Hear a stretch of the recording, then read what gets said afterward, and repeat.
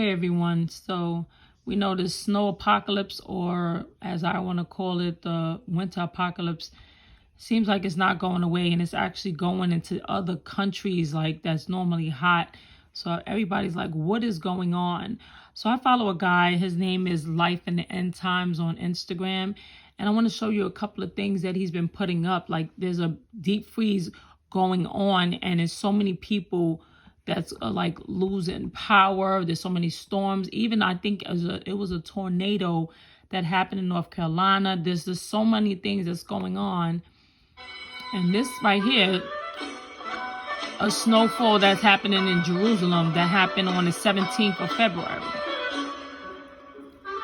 So the snow is happening yesterday, as of yesterday, in Israel. So we know we're not the only ones with the snowstorm. And no, Israel is not the only ones that been getting the snowstorms, but there's definitely something going on where different parts of the, like of America is just getting hit with these storms. Like perfect example, let's go to Greece. Greece has had a snowstorm. This is very, very, very rare. Look at the beach. And this is in Greece. 3 people died from this. This is stuff that they're not used to. They had this. They said the last time it happened, it was in 2008. So a lot of this is just happening all at the same time. That's what's making it a little eerie, if you want to say. It's just a lot. And of course, they'll let you want to stay. They want you to stay home on top of the coronavirus happening.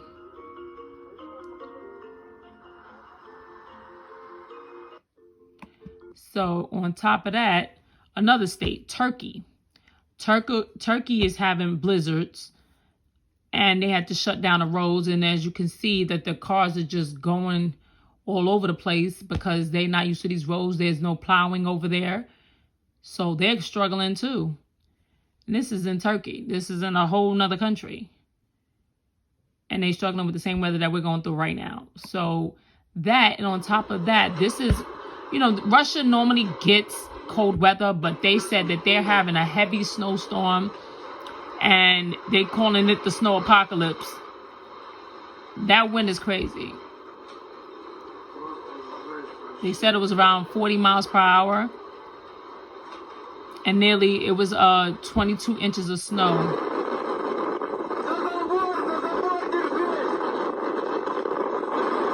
That's definitely not a time to be outside, as you can see.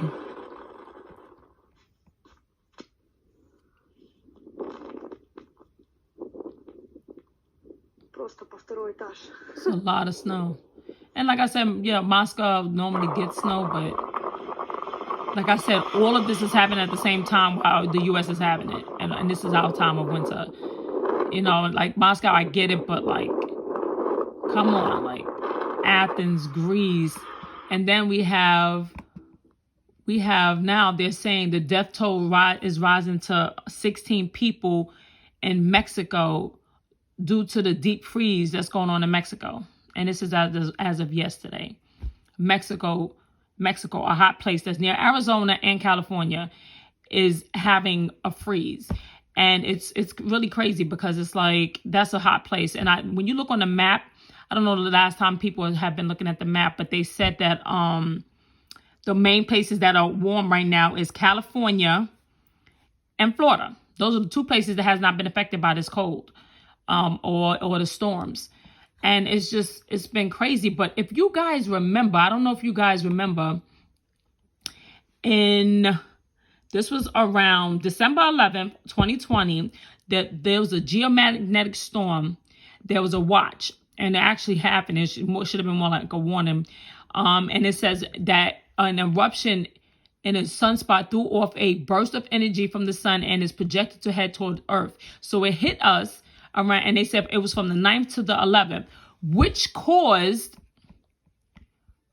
the aurora borealis, the northern lights, which hit which hit in it was seen in New Jersey. It was seen in New Jersey as well as New England. So this is something, I don't know if you guys watch or hear from Mike from Around the World, but he said when you start seeing this, you know, he said that when you start seeing some like solar flares and like places like New York, not solar flares, but he said you start seeing the Aurora Borealis or Northern Lights hit New York and stuff like that, that's when we're going to have to really pay attention, because our weather patterns may start changing. And he said the 5 waves of energy, and I think we might be in the 4th right now. But if you guys can tune in to Mike from Around the World, he was talking about that the weather was going to get worse, and now we're hitting that. So this is the reason why after the geomagnetic storm, we had the Northern Lights. This all happened in December, and now we having this weather, and it's all over. Besides like 2 states, you know, that's in America, that's kind of warm. Everywhere else, it's like these major storms are happening. So but so I looked up some stuff, and this person talks about what would happen if a massive solar flare hit us. So if it was a major one that would hit us, what would happen? So let's tune into this. Lashed out at us. The sun is a constant ball of energy, and every 11 or so years it unleashes a large flare of energy powerful enough to reach us here on Earth. These solar flares are large expulsions of magnetic energy equivalent to practically millions of 100 megaton hydrogen bombs, and many millions of the smaller bombs dropped on Hiroshima and Nagasaki. Along with this energy comes radiation, including X-rays, gamma rays, UV rays, and radio waves. So, for those of you paying attention, you will have noticed I said these big flares happen every 11 or so years. So, you've already encountered one if you're watching this video. The most recent notable solar flare happened in September 2017, when the sun spat 2 This video is kind of old, so because the last one was actually in 12 years, but evidently we're still standing. Solar flare radiation actually can't hurt us here on Earth because of our atmosphere.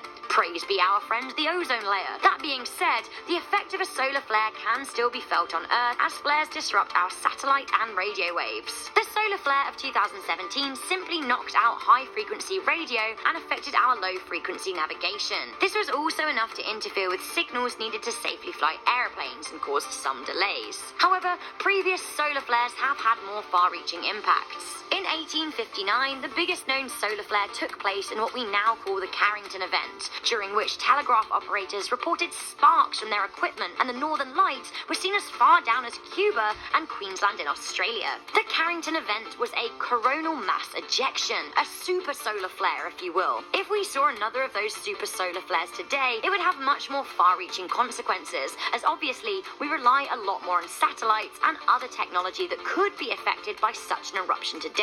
If we saw a mass ejection nowadays, it would likely knock out power grids across most parts of the globe for a few days. Obviously, a lot of places have generators, but by and large, the majority of us would be in the dark, which would be absolute chaos for business. No power, no economy. In this period of darkness, the world would likely descend into a veritable chaos, with communications down in most parts. Of course, this would leave a lot of places vulnerable to looting and other such crime. Travel would be a nightmare for days following a super solar flare, with plane travel out of the question for the period in which the Earth is blasted. And of course, electronic trains or anything affected by the messed up power grid would be a no-go. Can you even imagine how people would be without their cell phones too? That's right, no YouTube for you while cell signals and Wi-Fi operators are messed up.